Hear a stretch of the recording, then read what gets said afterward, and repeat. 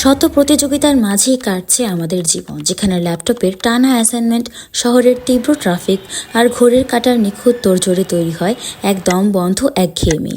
এই যান্ত্রিকতা কাটিয়ে একটু স্বস্তির নিঃশ্বাস ফেলার পথটা সবার জন্য এক নয়। কেউ বা কফির সাথে প্রিয় বইয়ের পাতায় খুঁজে নেন প্রশান্তি, আবার কেউ বা গানের সুরে খুঁজে নেন নিজেকে প্রকাশের আনন্দ। কিন্তু মাধ্যম যার যার ভিন্ন হলেও লক্ষ্য একটাই, আর এই পথেই বহু মানুষের কাছে পরম এক পরিচয় ও আবেগঘন ঠিকানা হয়ে উঠেছে নাচের এই ছন্দময় জগৎ।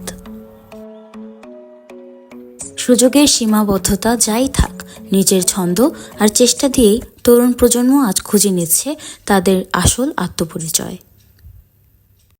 নাচ বলতেই যে প্রাতিষ্ঠানিক একাডেমি লাগবে, সেই প্রথা ভাঙছে এখন।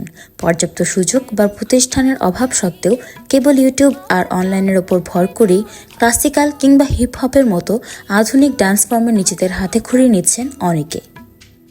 আপনারা তো সব ধরনের ডান্স ফর্ম প্র্যাকটিস করে থাকেন, স্পেশালি কোন ডান্স ফর্মটাকে আপনারা প্রাধান্য দেন, বা যে কীভাবে আপনার মনে হয় যে ইউনিক হচ্ছে? আমরা বেসিক্যালি হিপহপটাকে প্রাধান্য দিই, বিকজ আমাদের হাতে খড়ি ধরেন ইউটিউব থেকে, এবং ইউটিউবে যখন আমরা হিপহপটা দেখেছি ফার্স্ট টাইম, তখনই সেটা আমাদের আর কি প্রিয় হয়ে উঠেছিল। আমার যেটা মনে হয় যে একাডেমিক যে শিক্ষাটা, সেটা তো অবশ্যই জরুরি, তাহলে আপনার মুদ্রাগুলো ভালো হবে। আমরা কিন্তু ইউটিউব দেখে শিখেছি, এবং যার অনেক প্যাশন থাকবে লাইক আস, তারা কিন্তু ইউটিউব দেখেও শিখে প্র্যাকটিস করতে করতে, হার্ডওয়ার্ক করতে করতে নিজের এই লেভেল থেকে এই লেভেলে নিজেকে নিয়ে যেতে পারবে। আমার মনে হয় না কোনো বাধা থাকবে।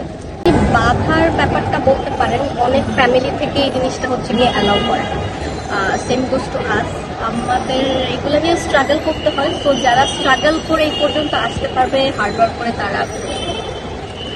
তবে এই চর্চা কেবল শারীরিক কসরত বা ঘরের কোণে সীমাবদ্ধ নয়। নাচের এই বহুমাত্রিকতা তরুণদের শেখায় কিভাবে বিভিন্ন পরিবেশ আর মানুষের সাথে মানিয়ে নিতে হয়, বাড়ায় সামাজিক যোগাযোগ ও আত্মবিশ্বাস। তুমি তো অনেক ধরনের নাচ প্র্যাকটিস করো, তো এই যে বিভিন্ন ধরনের নাচের ভার্সিটিতে তোমাকে কীভাবে সাহায্য করে?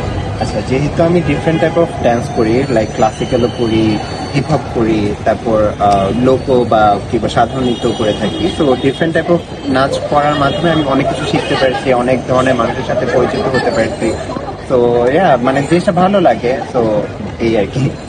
ঘরের প্র্যাকটিস পেরিয়ে এবার অডিয়েন্সের সামনে তুলে ধরার পালা, কিন্তু সাধারণ দর্শকদের ঝোঁকটা ঠিক কোন ফর্মে? চলুন শুনি তাদের অভিজ্ঞতার কথা। তো তোমার কি মনে হয় যে অডিয়েন্সরা কোন ধরনের নাচের ফর্মটাকে বেশি আর কি অ্যাপ্রিসিয়েট করে বা পছন্দ করে? আচ্ছা, ধরতে গেলে ক্লাসিক্যালটা তো অনেক আগে থেকে হয়ে আসতেছে, সো সবাই ক্লাসিক্যালটা পছন্দ করে, বাট হিপ হপটা এখন লাইক নিউ জেনারেশনের মানুষরা বেশি হিপ হপ মানে এই কালচারটাতে বেশি অভ্যস্ত, সো ওরা এই টাইপের নাচগুলো আর কি বেশি পছন্দ করে। তবে ফর্ম যাই হোক না কেন, গত 8ই আগস্ট সকালে চারুকলা প্রাঙ্গণে অনুষ্ঠিত ঘনঘটা উৎসবের মতো উন্মুক্ত আয়োজনগুলো প্রমাণ করে নাচের আসল রূপ ফুটে ওঠে তরুণদের স্বতঃস্ফূর্ত আবেগে। চলুন শুনে আসি ঘনঘটায় অংশগ্রহণ করা একজনের অভিজ্ঞতা। আপনার ঘনঘটায় নাচের অভিজ্ঞতাটা আসলে কেমন ছিল? ঘনঘটায় নাচের অভিজ্ঞতাটা আসলে অদ্ভুত সুন্দর ছিল, কারণ এখানে আমি সব বয়সী, সব শ্রেণী পেশার মানুষের সাথে একসাথে কাজ করেছি। আচ্ছা, সব মানুষ এক ছাতার নিচে এসে আনন্দ করতে পারে, এটা একটা ভিন্ন ব্যাপার। কিন্তু জি অবশ্যই।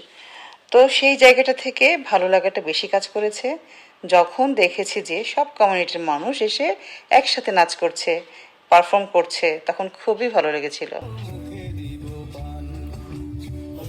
বাংলা এই সুরের মূর্ছনায় চারুকলার মুক্ত প্রাঙ্গণে নিজস্ব সংস্কৃতিকে নতুনভাবে উদযাপন করা কেবল বিনোদন নয়, বরং জনসাধারণের প্রাণের স্পন্দন।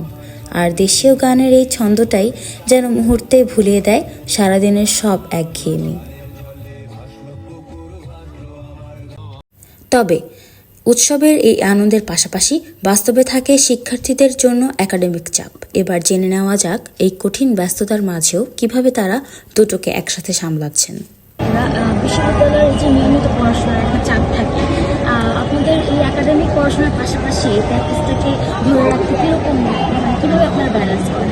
বিশ্ববিদ্যালয় পড়াশোনা সম্পর্কে সবার একটা ধারণা আছে, তো সবাই পরীক্ষার আগের দিন পড়ে, তো আমরাও নাচের জিনিসটাও ওরকমই পরীক্ষার মতো আগের দিন করি, পরীক্ষার পরটা পরীক্ষার জায়গায়, নাচের জায়গাটা নাচের জায়গায়।